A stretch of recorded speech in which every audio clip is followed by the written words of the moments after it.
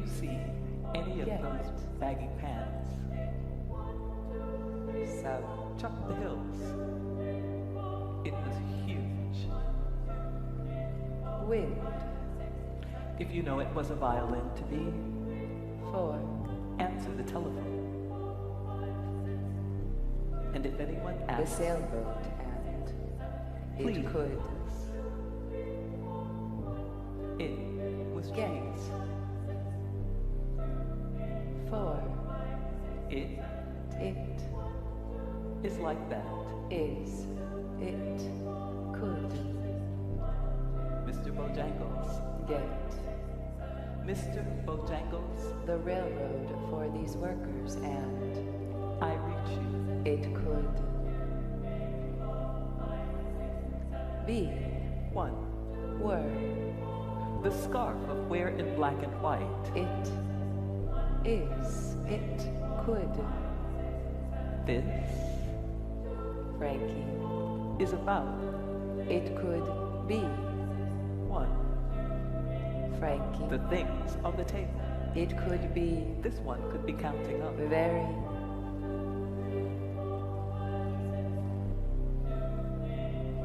fresh.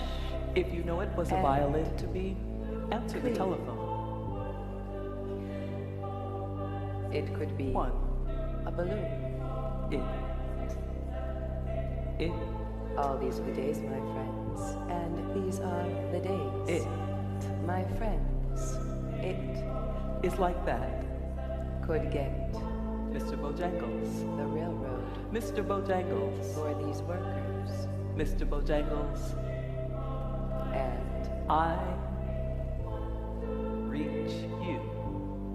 it could get for it is 1. were.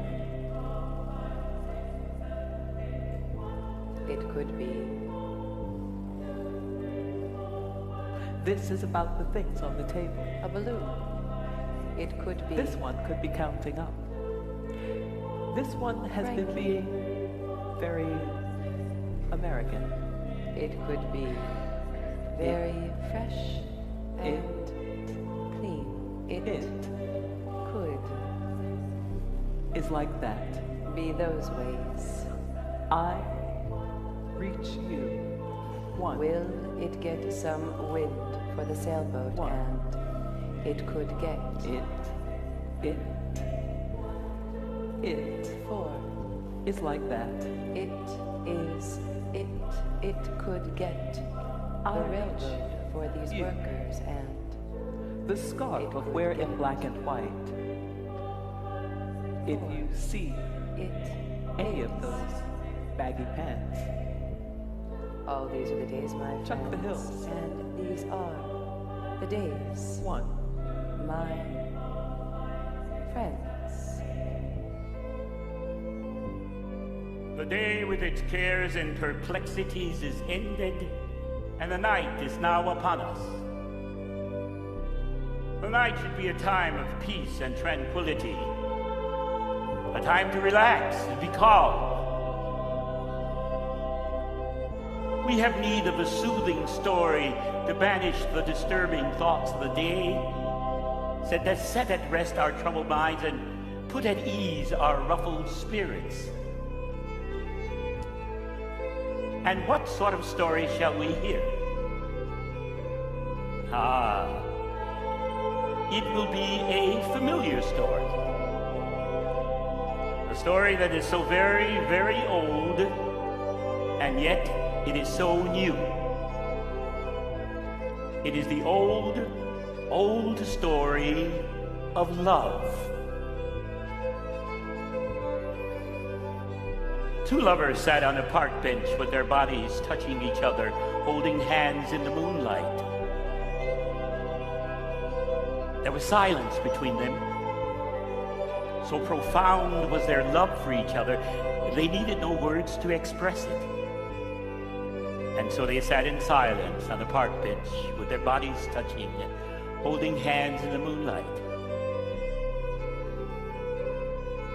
Finally, she spoke. "Do you love me, John?" she asked.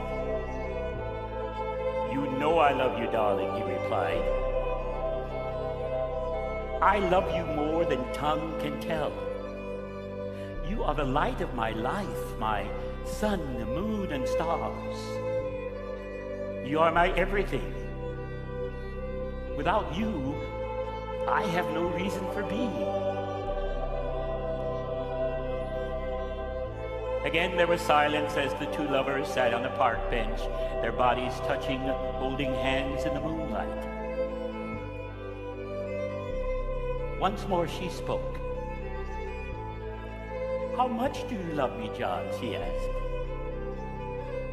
He answered, "How much do I love you? Count the stars in the sky. Measure the waters of the oceans with a teaspoon. Number the grains of sand on the seashore. Impossible, you say? Yes, and it is just as impossible for me to say how much I love you. My love for you is higher than the heavens, deeper than Hades, and broader than the earth. It has no limits, no bounds. Everything must have an ending except my love for you." There was more silence as the two lovers sat on a park bench, their bodies touching, holding hands in the moonlight. Once more, her voice was heard. "Kiss me, John." And leaning over, he pressed his lips warmly to hers in fervent osculation.